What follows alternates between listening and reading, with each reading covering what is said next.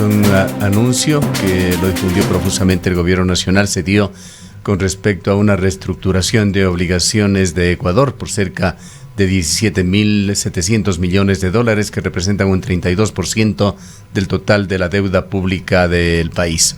Para conocer su significado y los cambios que se esperan sean sensibles en el manejo de la economía ecuatoriana, hemos invitado en esta mañana al economista Augusto de la Torre. Él fue jefe del Banco Mundial y es miembro del Consejo de Economía del Gobierno Nacional. Bienvenido, economista de la Torre. Varios analistas ecuatorianos han hablado ya sobre esta renegociación de bonos. Todos coinciden en que es un alivio para las finanzas públicas, pero que está lejos de constituir una solución definitiva para la compleja situación de la economía ecuatoriana.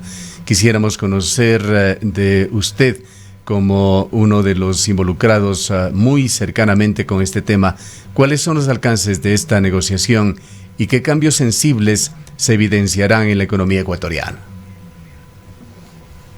Muy buenos días, muchas gracias por la invitación.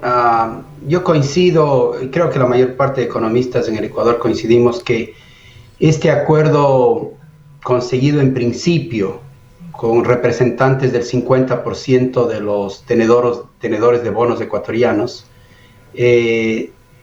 resultó mucho mejor de lo que esperábamos. Parece que este ambiente de crisis global del COVID creó una sensibilidad mayor entre los acreedores. El Ecuador hizo un planteamiento bastante serio, fue, transparente en la forma de negociar y presentar la situación complicadísima del país. Evitó caer en un default técnico, con lo cual se ahorró un montón de dolores de cabeza, inclusive se ahorró potenciales juicios que hubieran podido aparecer con más facilidad en caso de un default técnico. Aprovechó el diferimiento bien, hizo un planteamiento que ha sido aceptado por los acreedores externos y que le da al país un gran alivio de caja para los siguientes 10 años. La reestructuración de la deuda ha sido hecha de tal forma que una deuda que se vencía en los siguientes 5 o 7 años con pagos muy grandes de deuda, se ha convertido en una deuda de más de 15 años plazo. El 75% de la deuda es ahora deuda de más de 15 años plazo. Y en los 10 primeros años, es decir, en las siguientes 2 administraciones, vamos a tener un periodo de gracia que de casi 2 años, y luego se van a pagar solo los intereses a una tasa de interés muy bajita que empieza con 0,5%, y el siguiente gobierno solo pagará pagos de interés a una tasa de interés baja que en ningún momento llegará a ser más de 4% por año. A partir del comienzo del siguiente gobierno se empezarán con pagos de amortización muy bajitos mientras la tasa de interés sigue subiendo, y el grueso de la deuda se pagará a partir del año 30, del 2030, pero también se lo pagará en forma de cuotas bastante constantes y estables a lo largo hasta el año 2040. De manera que para un país que está con tantas necesidades de liquidez, para el cual el ahorro de $1 ahora tiene mucho valor, este es un gran ahorro en los pagos de deuda externa. Economista, muy buenos días. Si bien esto le da una holgura importante al país en materia de sus finanzas, Ecuador todavía requiere de recursos para poder llegar a diciembre de este año 2020. Esta renegociación y lo que implicaría además una reducción en lo que tiene que ver al riesgo país, o tendría de alguna manera un efecto en el riesgo país, le podría permitir a Ecuador acceder a estos recursos en este año, recursos que le permitan llegar hasta diciembre de este 2020? Usted tiene toda la razón.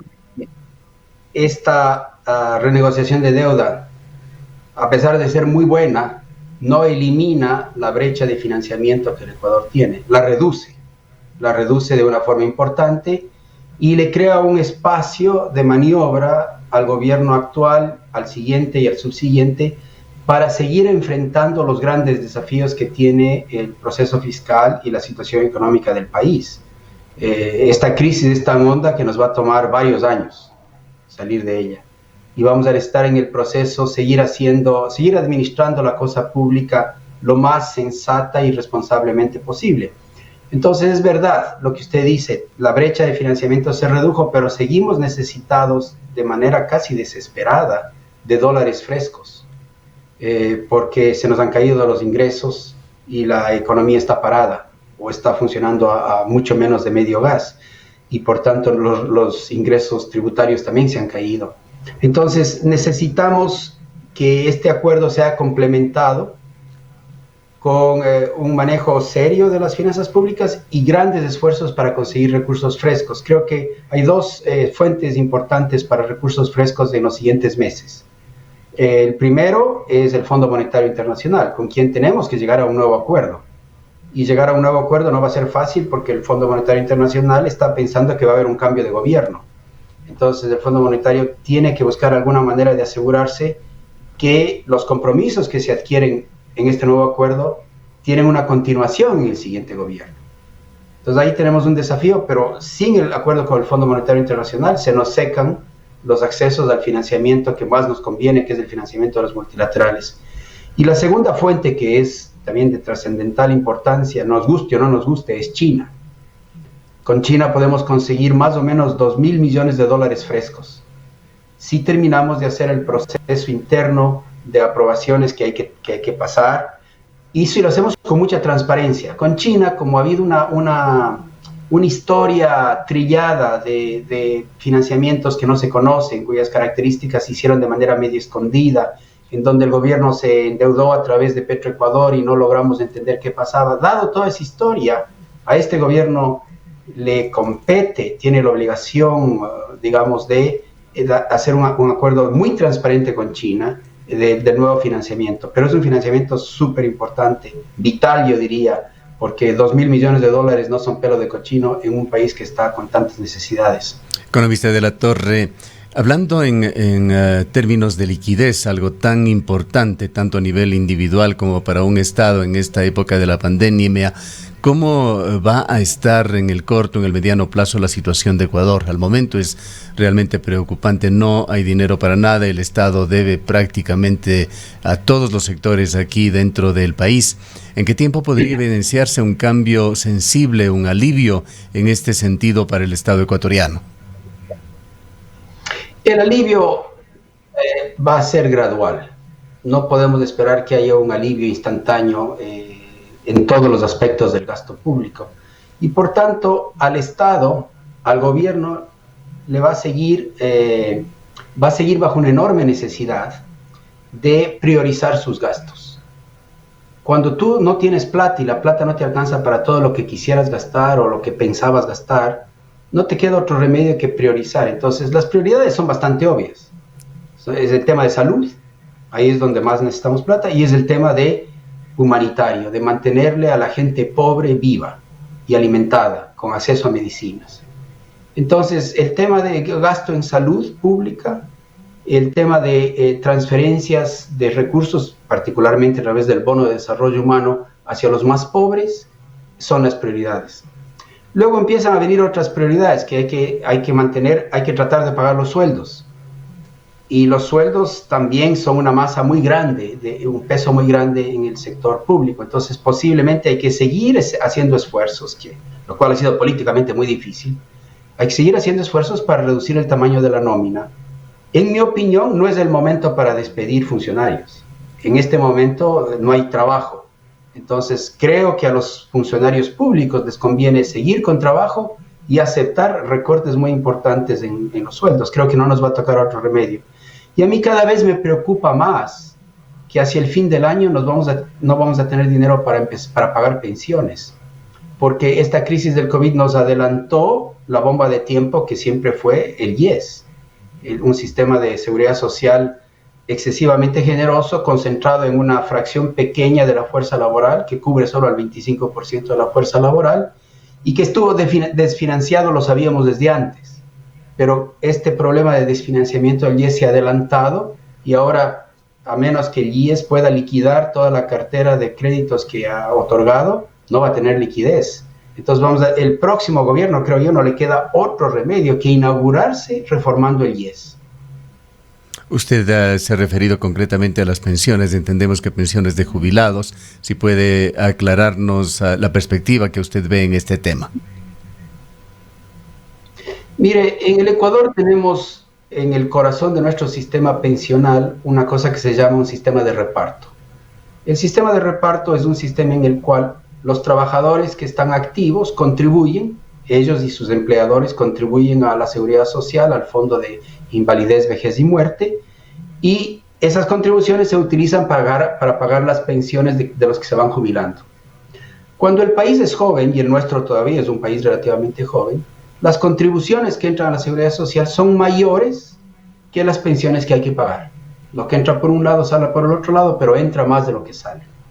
En la medida en que se va envejeciendo la población, la cosa se vuelve más difícil, y sabíamos nosotros desde hace muchos años que el IES iba a topar con una pared, porque estaba pagando en términos actuariales, o sea, bien visto a lo largo de un plazo largo, estaba pagando más de lo que iba a recibir. Entonces algún rato iba a tener problemas de caja.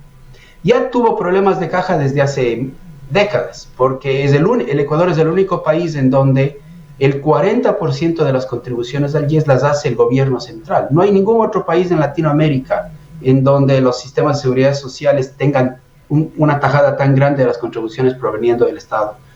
Eso se hizo en el tiempo de Vasco Ibarra, me parece, y eso ya fue un reconocimiento que teníamos un sistema pensional desfinanciado que necesitaba una contribución tan grande del gobierno central, aparte de las contribuciones de los trabajadores. Lo que está pasando ahora es que ya ni siquiera con el 40% que el gobierno paga le alcanza al IES para pagar pensiones. Además, con esta crisis del COVID hay muchas personas que se están desafiliando del IES. Y hay como 250,000 trabajadores que ya no están contribuyendo al IES, de manera que el IES ya tiene problemas en el lado de los ingresos y no se va a dar abasto para pagar las pensiones. Entonces tenemos ante nosotros una inminente explosión de esta bomba de tiempo, que la crisis del COVID nos adelantó.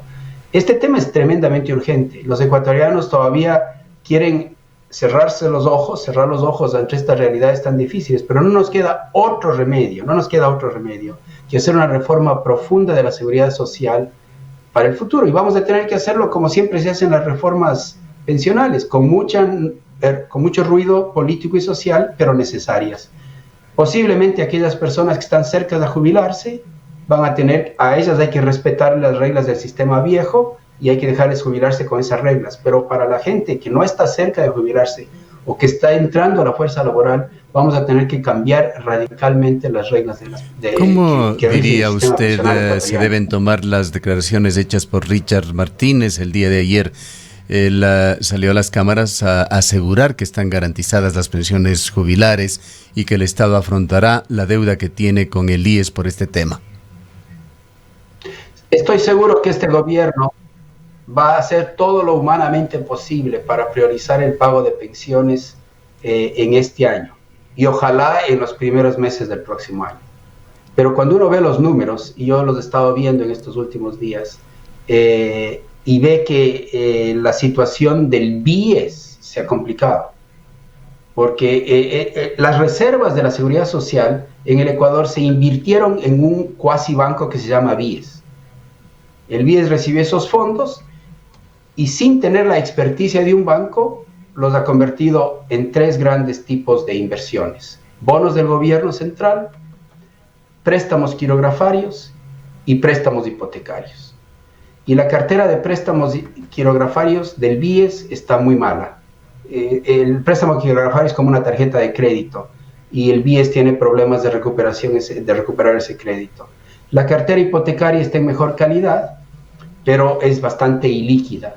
Entonces, el IES invirtió sus reservas en estos activos que son bastante ilíquidos, difíciles de recuperar en este momento de crisis, y por tanto ya las reservas ya no le dan liquidez al IES.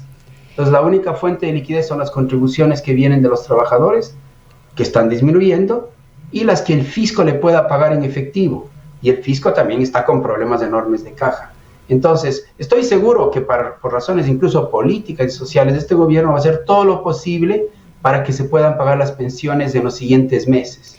Pero no me cabe a mí ninguna duda, mi estimado amigo, que el próximo gobierno va a tener que arrancar reformando el IES porque esa cosa ya no da más. Entre las reformas, economista, que le escuchamos al señor Watted, está un incremento en el porcentaje de aportaciones que hacen todos los afiliados, también el pago de un costo adicional por la atención médica a los hijos menores de edad, y también se ha rumorado o ha empezado a sonar con fuerza la intención de una privatización de la seguridad social. ¿Cómo ve usted estas opciones o estos planteamientos que se están haciendo, así como también el incremento en la edad para poder jubilarse? A ver, usted me ha dado una gama de opciones que se puede hacer. Ninguna hay que verlas por separado. La reforma del IES es una cosa muy complicada. Hay que pensar en una reforma integral del IES. Las tres primeras que usted me mencionó son muy malas. En este momento, pedir que se suban las contribuciones es seguir produciendo desempleo e informalidad. Si hay tantos miles de trabajadores que se están saliendo del sistema formal, que ya no están contribuyendo al IES, empresas que están quebrando, que no pueden vender, que no pueden pagar sueldos, pedirles que suban la contribución al IES es una locura. Este no es el momento para hacerlo. Lo que eso va a provocar es más informalidad y más desafiliaciones. Entonces, lo que hay que hacer es una cosa muy integral, pensar cuál es la arquitectura pensional a la cual tenemos que movernos. Privatizar el sistema de pensiones es carísimo, entonces, el costo fiscal de una privatización a la chilena es demasiado caro. No creo que podamos irnos por ese camino. Además, en mi opinión, ir a un sistema completamente privado no es juicioso. Y hemos aprendido, ese es un tema que yo he estudiado, tengo publicados libros sobre esto.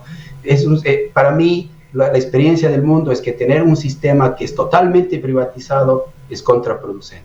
Entonces vamos a tener que irnos a un sistema multipilar, en donde hay una pensión, en un sistema de reparto como el que tenemos, pero más bajita, más modesta, que le dé al trabajador un ingreso mínimo en su vejez y que sea más redistributiva que la que tenemos, que por ejemplo, como hay aquí en Estados Unidos, si tú ganas un montón de dinero, la seguridad social te da una pensión, pero es la misma, no más de $2,000 o $2,500 al mes. Esa es la máxima, independientemente de cuánto hayas contribuido. Entonces hay una pensión baja, básica, que le dé el piso al trabajador. Y eso va a tener que complementarse con algún sistema de ahorro que le incentive al trabajador a ir ahorrando a lo largo del tiempo, con aportaciones del trabajador y de los empleadores, para ir construyendo una masa de ahorro que las puedes utilizar cuando te jubilas. Si bien, economista de la Torre, este tema del IES es un tema que ha generado problemas históricos en el Ecuador. Desde que tenemos uso de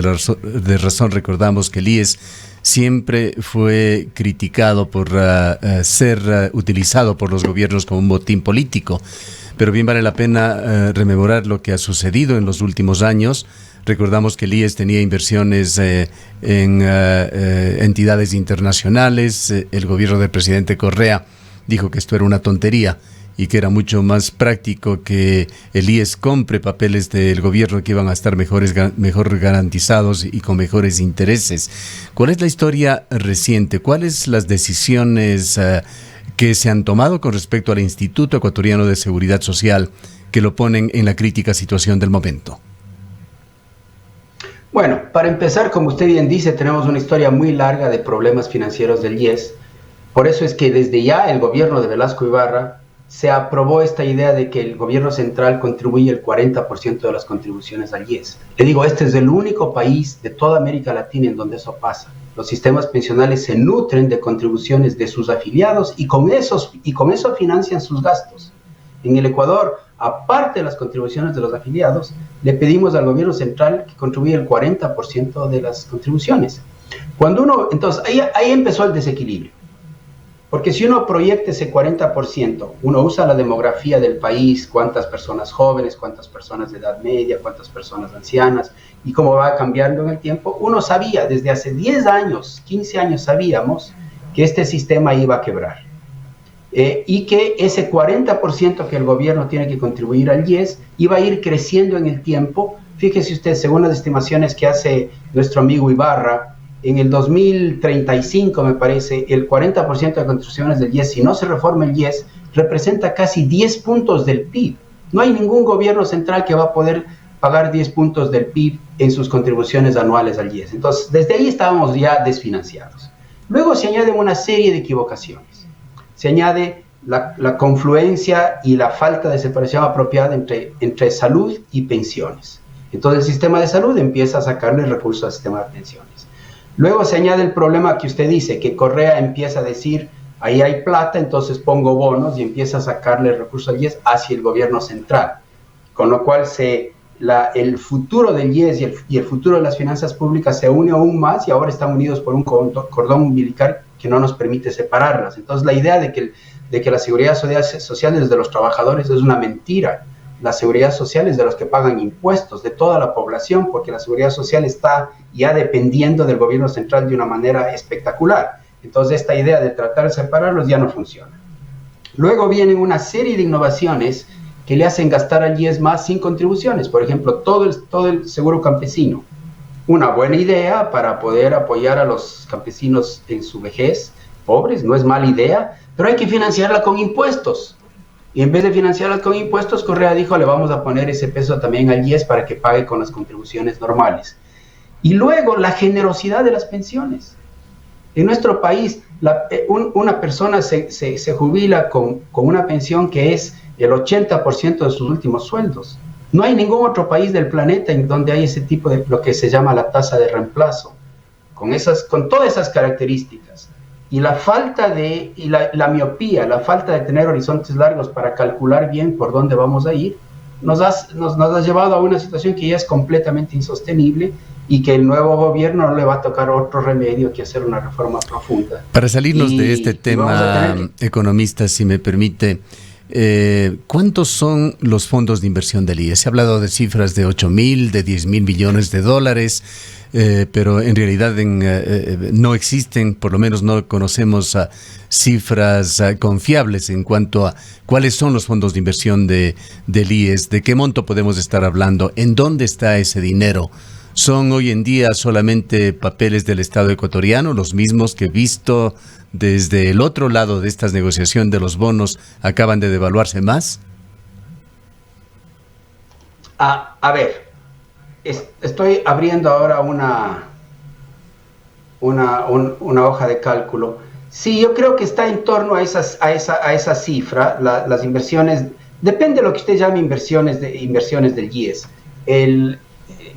Si usted está hablando de las reservas, que es esa liquidez que al IES le sobra porque las contribuciones son mayores a los que tiene que pagar en pensiones. Y esas son reservas.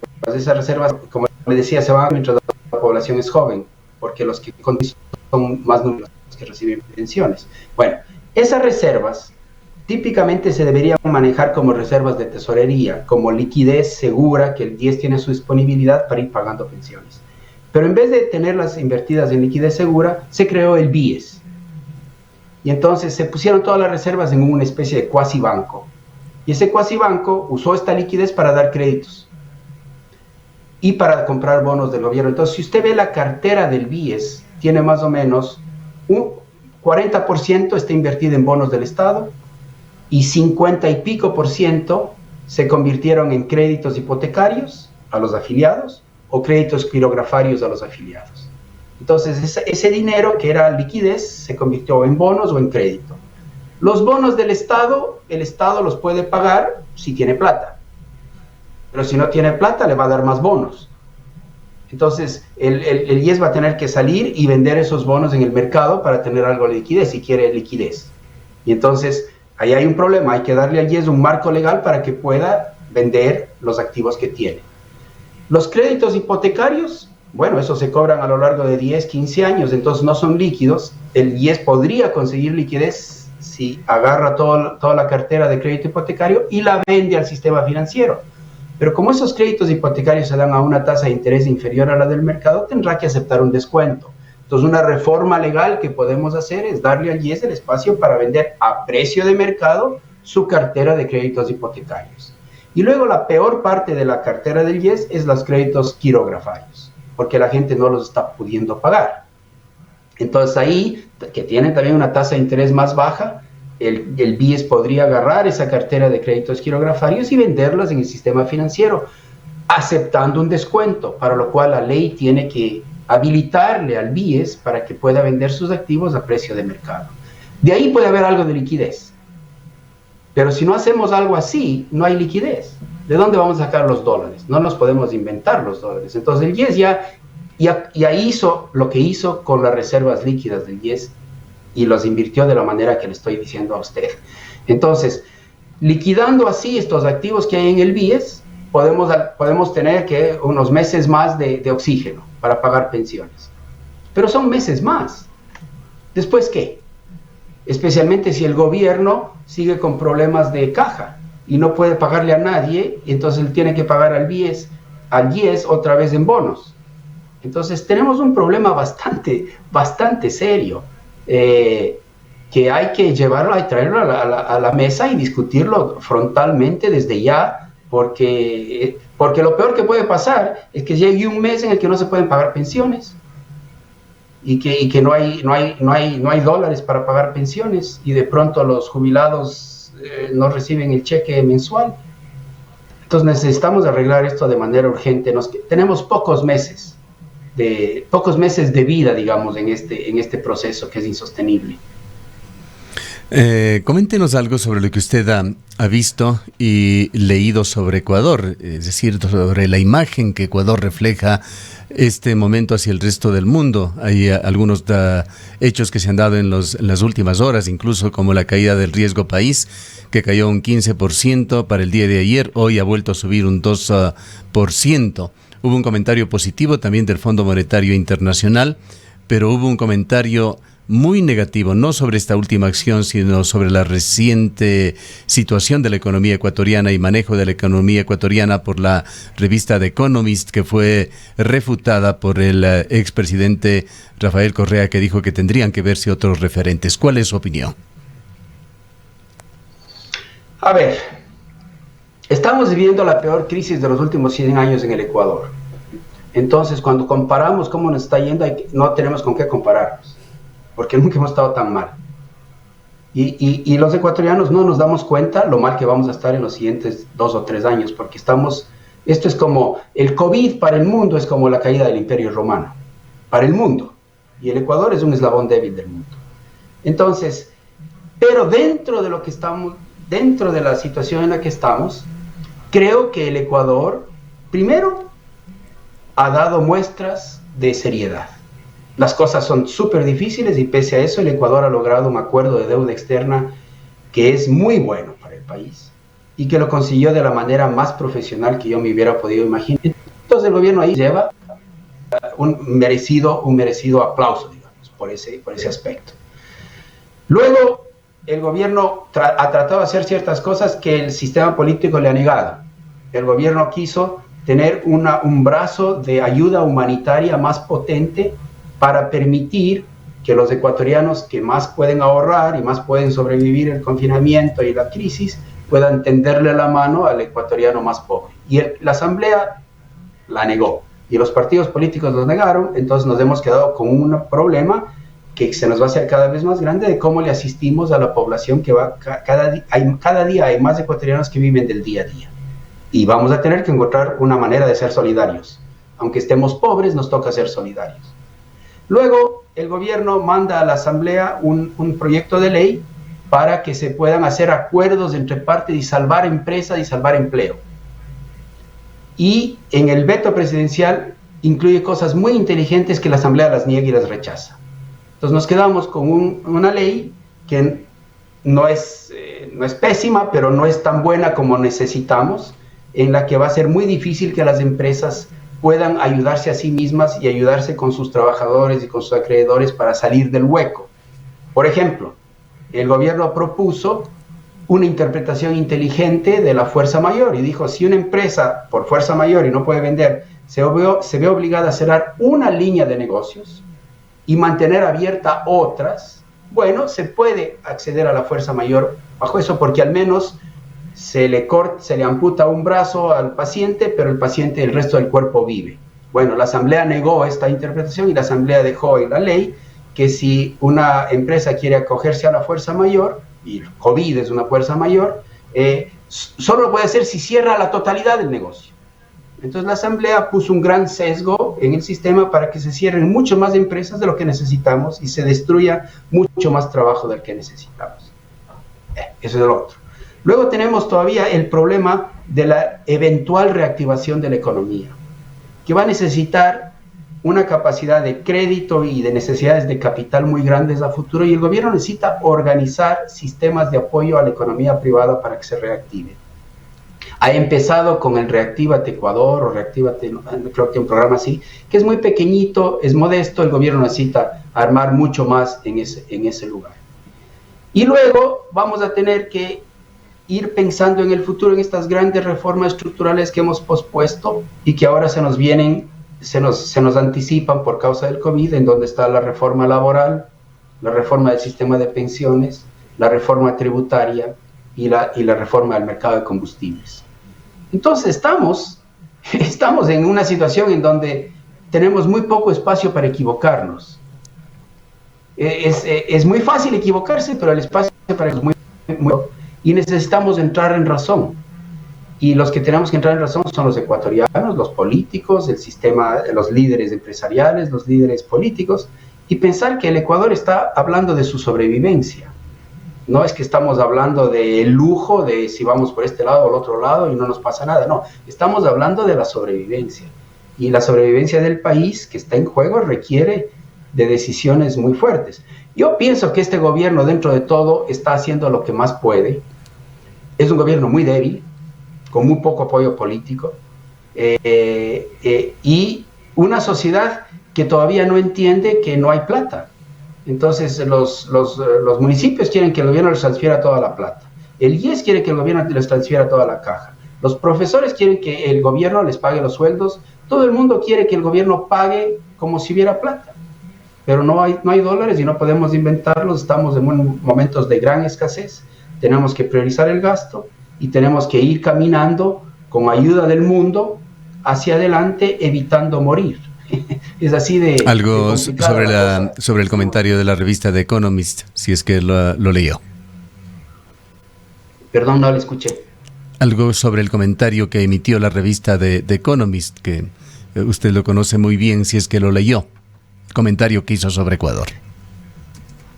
Sí, mira, la revista Economist yo creo que es una revista muy seria y lo que dijo sobre Ecuador es completamente cierto. O sea, el Ecuador está enfrentando una crisis horrible y tiene una herencia y un lastre de un mal manejo durante la bonanza que nos ha dejado lesionados, ¿no? Muy lesionados. Entonces, yo creo que todo lo que dice la revista El Economist es cierto.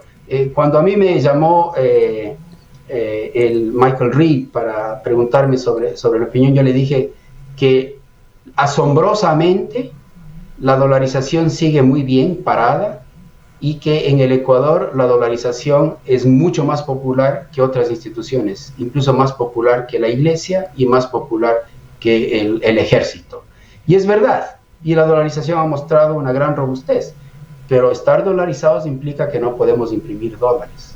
Y entonces necesitamos saber que tenemos una restricción presupuestaria, una restricción de recursos tan grande que no nos queda otro remedio que priorizar.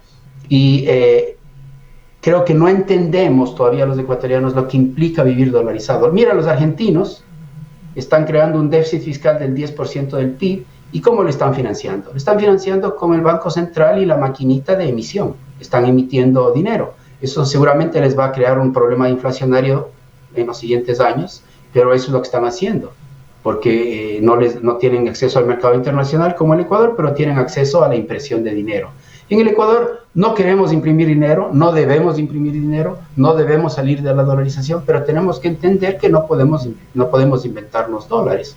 Entonces estamos en una situación en donde no nos queda otro remedio que priorizar los gastos y conseguir dinero de afuera y hacer reformas para que la economía no se caiga. Para finalizar, economista de la Torre, ¿cuál es su visión? ¿Cuál es la perspectiva para Ecuador? ¿Cuál es el Ecuador que vamos a ver en el próximo quinquenio? Y hablamos del próximo quinquenio porque buena parte de este va a ser en manos de otro gobierno.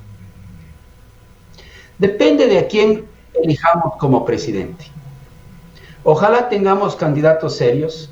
Yo de lo que he escuchado es que parece que ciertamente tenemos un candidato que tiene una propuesta muy reformadora y transformadora para el país, que es el candidato Guillermo Lasso. Y a lo mejor vamos a tener el candidato Sonnenholzer, con otras ideas importantes del país, pero seguramente vamos a tener estos vendedores de ilusiones del correísmo que van a venir y nos van a decir que van a poder resolver el problema del país en dos minutos. No hay que creerles. El país cayó en el espejismo de la abundancia y la bonanza y permitió que Correa bote la plata, mal invierta el dinero, se feriaron todos los recursos líquidos que teníamos y creamos un Estado inmanejable, y ellos mismos van a volver a proponer cosas que son inviables, pero va a depender de los ciudadanos. Lo que usted me dice, cuáles son las perspectivas del país, la respuesta correcta es depende. Depende de a quién elijamos, depende de que el país llegue a tener conciencia de la grave situación en la que vive, depende de que seamos solidarios, depende de que seamos razonables y podamos conversar los unos con los otros con civilidad y sin dogmas, y con base a la evidencia de la realidad. Y depende también del sistema político y la asamblea, que necesita una dosis de sensatez para no hacer tonteras como la que hizo al aprobar una interpretación de la fuerza mayor, que en lugar de hacernos bien nos hace daño. ¿Cómo llegamos? Si el país... Mire, cuando un país está tan apretado y tan mal, de pronto salen líderes nuevos, como salió en Inglaterra Winston Churchill. Sin Winston Churchill, tal vez el mundo caía en manos de Hitler. Gracias a Winston Churchill no caímos, y Winston Churchill le llevó a un país a resistir este avatar enorme que fue la invasión, en los intentos de invasión de los nazis. Entonces ahora puede ser que en el Ecuador también aparezcan los líderes, la sensatez aflore, los sindicatos se vuelvan más razonables, el país se vuelva mayor, entonces el país tendría un gran futuro porque se reinventaría en medio de la gran crisis. Ese es el país que yo quiero pensar que vamos a tener. Como he dicho en varias ocasiones, me gustaría que seamos el país de la minga en lugar de ser el país del palo encebado. Pero muchas veces cuando me levanto y veo los periódicos, siento que todavía seguimos siendo un país del palo encebado, en donde todos nos empujamos al precipicio y nadie quiere que suba el palo, y nos alegramos de que los otros estén peor que nosotros. Ese país no nos conviene. El país que nos conviene es un país solidario, razonable, realista, bien dirigido. Ojalá podamos elegir bien para las próximas elecciones. Aprovechando su calidad de académico en la Universidad de Columbia, ¿cómo mira usted la situación de los estudiantes extranjeros allá en los Estados Unidos, de los estudiantes ecuatorianos, en particular en el marco de las políticas migratorias de Donald Trump y el cierre parcial de las universidades? Mire, Estados Unidos es un país que al momento está pasando por grandes problemas sociales. Volvió a salir al debate todo el tema del racismo, que es el pecado original de este país, y tiene un presidente que se parece mucho a Correa. Son bien parecidos. Yo les digo a mis amigos los norteamericanos, les digo, Trump es a Estados Unidos lo que Correa fue al Ecuador, un tipo egocentrista, egoísta, vanidoso, peleón. Le gusta pelearse con todo el mundo a través del Twitter, mentiroso, que además no le gusta los pesos y contrapesos de la democracia, no le gusta la prensa libre, no le gusta el sistema judicial libre. Bueno, se parecen. Y entonces eso hace que este país, que es tan rico, esté administrando la crisis del COVID de una manera muy pobre. Y Estados Unidos está viviendo ahora una explosión de infecciones. Y entonces, en vez de reaccionar bien a estos problemas, reacciona recrudeciendo las divisiones. Y una manera de crear divisiones es a través de la política migratoria. Y la política migratoria se está endureciendo de tal forma que le está golpeando duramente a las universidades. Las universidades más importantes de Estados Unidos reciben una buena parte de sus ingresos a través de estudiantes extranjeros, porque Estados Unidos sigue siendo el sitio de excelencia para estudiar, especialmente programas de posgrado. Entonces el mundo envía a sus mejores jóvenes profesionales a prepararse en las grandes universidades norteamericanas. Esta política migratoria está causando grandes estragos a las grandes universidades norteamericanas. De hecho, ayer me parece, Harvard y MIT iniciaron un juicio contra el gobierno, porque este tipo de política migratoria está obstruyendo de manera exagerada y de manera poco racional el ingreso de estudiantes extranjeros a los grandes programas de posgrado que hay acá en Estados Unidos. Entonces, Estados Unidos está pasando por un periodo muy complicado. La democracia está bajo mucha tensión y la prueba que esta democracia tiene es enorme. Yo espero que pueda salir. Y en Estados Unidos también todo dependerá de cuál sea el nuevo presidente, porque Estados Unidos va a elegir un nuevo presidente más o menos al mismo tiempo que el Ecuador elige un nuevo presidente. Entonces, ¿quién viene de presidente para Estados Unidos va a ser el que hace la diferencia de si este sistema democrático logra superar esta gran crisis? Bien, le agradecemos mucho al economista Augusto de la Torre. Él es miembro del Consejo de Economía del Gobierno Nacional.